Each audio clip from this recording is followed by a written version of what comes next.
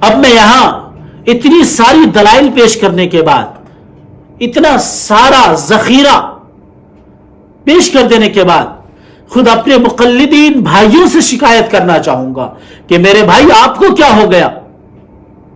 آپ کیوں نماز چور بن گئے؟ آپ کیوں تراویح چور بن گئے؟ کہ آپ ایسی مسجدوں کا رخ کرتے ہیں جہاں 8 رکعت تراویح ہوتی ہے صرف اس لیے کہ وہ جلدی ختم ہو جائے گی اور وہاں سے آپ جلدی بھاگ چلیں گے۔ اگر آپ مقلد ہیں، یعنی اگر آپ حنفی ہیں، شافعی ہیں، حنبلی ہیں، مالکی ہیں، چاروں مسلک میں سے کسی بھی مسلک کو فالو کرتے ہیں، آپ پر لازم ہے کہ آپ 20 رکعت تراویح کی نماز کا اہتمام کریں، کیونکہ یہی طریقہ ہے میرے آقا جناب محمد رسول اللہ صلی اللہ علیہ وسلم کا، یہی طریقہ ہے خلفائے راشدین کا، یہی طریقہ ہے صحابہ کرام کا، یہی طریقہ ہے ائمہ اربعہ کا، یہی طریقہ ہے مفسرین مجتہدین اور محدثین کا، یہی طریقہ ہے سلف صالحین کا، یہی طریقہ ہے امت کے 1400 سالہ پوری تاریخ کا۔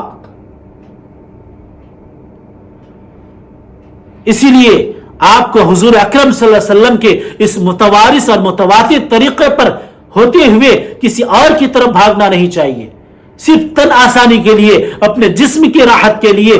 صرف اگر آپ 8 رکعت کی نماز پڑھتے ہیں اور 8 رکعت پڑھ کر کے بھاگ جاتے ہیں اور یا ایسی مسجدوں کا رخ کرتے ہیں جہاں 8 رکعت تراویح ہوتی ہے، تو میرے بھائی آپ کو اپنے ایمان میں جھانکنے کی ضرورت ہے کہ آپ کا ایمان اتنا کمزور ہو گیا۔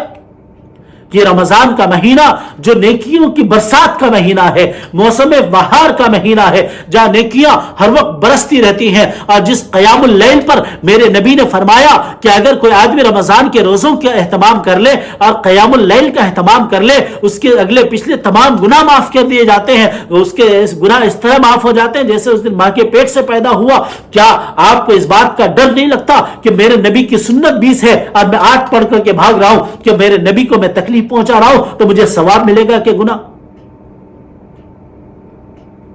کیا آپ کے دل میں یہ خیال آتا ہے کہ 1400 سال سے امت گمراہی پر تھی؟ آج کچھ نئے لوگ پیدا ہو گئے اور انہوں نے کہہ دیا کہ تراویح 20 کے بجائے 8 ہے اور آپ نے ان کو حق سمجھ لیا۔ بیدار ہو جائیے، اٹھیے اپنی نیند سے، اپنی غفلت سے، اپنی ناواقفیت سے، اپنی جہالت سے نکلیے۔ اس جہالت سے آپ پر لازم ہے میرے بھائی کہ آپ 20 رکعت تراویح کا اہتمام کریں۔ یہی میرے نبی کی سنت رہی ہے، یہی میرے نبی کے صحابہ کی سنت رہی ہے، یہی امت کا طریقہ رہا ہے۔ 1400 سالہ امت اسی طریقے پر عمل کرتی آ رہی ہے اور آج بھی امت کی اکثریت اسی پر عمل کر رہی ہے۔ آپ امت کی اکثریت پر رہیے۔ کیوں؟ اس لیے کہ خود میرے نبی نے فرمایا کہ میری امت گمراہی پر جمع نہیں ہو سکتی، اور یہ امت کے وہ افراد ہیں جو صحابہ کہلاتے ہیں جن سے دین پہنچا۔ اگر صحابہ ہی کو آپ گمراہ تصور کریں نعوذ باللہ تو دین کا کیا بچ جائے گا؟ اگر سلف صالحین کا مقام، ان کی عظمت، ان کا رتبہ اگر دلوں سے نکل جائے، ان کی حیثیت دلوں سے نکل جائے، تو یہ دین ہم تک جو پہنچا ہے، یہ سارا دین، ساری تعلیمات، ساری تفاسیر، ساری حدیثیں بالکل بے اعتبار ہو کر کے رہ جائیں گی۔ ہم اتباع ان سلف صالحین کا اس یقین کے ساتھ کرتے ہیں کیونکہ یہ دین ہمیں انہی سلف صالحین کے واسطے سے پہنچا ہے، انہی مفسرین، انہی محدثین، انہی اتقیاء، انہی صلحاء کے ذریعے سے ہمیں دین پہنچا ہے۔ اگر ان کے طریقے کو ہم نے فالو نہ کیا تو گویا ہم نے ان پر شک کیا، ان کو شبہ کیا، اور اگر سلف صالحین پر شکوک و شبہات قائم کر دیا گیا تو پورا دین فسفسا ہو کر کے رہ جائے گا، پورا دین بے اعتبار ہو کر کے رہ جائے گا۔ کیونکہ سلف صالحین کو ہٹا دو تو قرآن کریم کا اعتبار ختم، احادیث کا اعتبار ختم۔ اسی لیے رجال اللہ کا اعتبار ضروری ہے۔ رجال اللہ کا اعتبار اگر نہ ہوگا تو قرآن کا اعتبار ختم ہو جائے گا، حدیثوں کا اعتبار ختم ہو جائے گا۔ اگر ہمارا ایمان قرآن پر ہے، اگر ہمارا ایمان حدیثوں پر ہے، اگر ہمیں نبی سے محبت ہے تو نبی کی محبت بھی ہمیں انہی صلحاء، انہی اتقیاء، انہی ائمہ کے ذریعے سے ملی ہے۔ उम्मत के इन्हीं जिन तबकात के जरिए से हमें नबी की मोहब्बत हासिल हुई, कुरान की अजमत हासिल हुई, हदीसों का रुतबा मालूम पड़ा, अगर उन्हीं लोगों पर हमने एतबार ना किया, उन्हीं लोगों को बेएतबार कर दिया, तो फिर पूरा दीन बेएतबार होकर रह जाएगा। आप इस दीन पर बेएतबारी का धब्बा लगाकर आप खुद बेएतबार हो जाएंगे, इस दीन का एतबार कम नहीं होगा। इसलिए अपने आप को बेएतबारी से बचाइए, अपने आप को जिल्लत और रुसवाई से बचाइए उस दिन कि जब आका अलैहिस्सलाम महशर में पूछेंगे कि मेरी सुन्नत तो ये थी और तुमने 1400 साल बाद किसी के कहने पर सिर्फ ये लगा तुम्हें कि ये 8 रकात जल्दी हो जाती है, ये तरीका सही होगा, और उन्होंने तुम्हें कोई हदीस गलत पढ़ा दी और तुमने उसको मान लिया, और 1400 साल के उम्मत का अमल, 1400 साल से इतने बड़े बड़े उलमा, अतकिया, सुलहा और मुझसे मोहब्बत करने वालों का अमल तुम्हारे सामने नहीं था। इसलिए मेरे भाई इन चीजों पर गौर कीजिए। और दूसरी शिकायत हमारे हुफ्फाज से है, तरावी पढ़ाने वाले हाफिज कुरान से है कि हाफिज कुरान आप अपनी अजमत को पहचानिए। आपके सीने में कुरान है, वो अजीम तरीन दौलत है कि जिसका कोई बदल इस दुनिया में और नहीं। आपको अल्लाह ने वो मकाम और रुतबा दिया कि कल क़यामत के दिन आपके जरिए 10 लोगों की मगफिरत का ऐलान अल्लाह करवाएगा, वो भी ऐसे 10 लोग जिनके ऊपर जहन्नम वाजिब हो चुकी होगी। उन 10 लोगों की आप मगफिरत करवाने वाले हैं। खुदा का कलाम आपके सीने में महफूज है।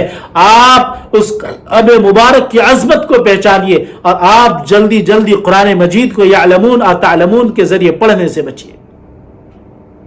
आप कुरान मजीद को एहसास जिम्मेदारी के साथ पढ़िए कि जो कुरान में पढ़ रहा हूं, जो नमाज में पढ़ा रहा हूं, ये मेरे नबी की सुन्नत है और कल मेरे नबी के सामने मुझे हाजिर भी होना है। इतनी तेज रफ्तारी के साथ कुरान ना पढ़िए कि आपके अल्फाज समझ में ना आए।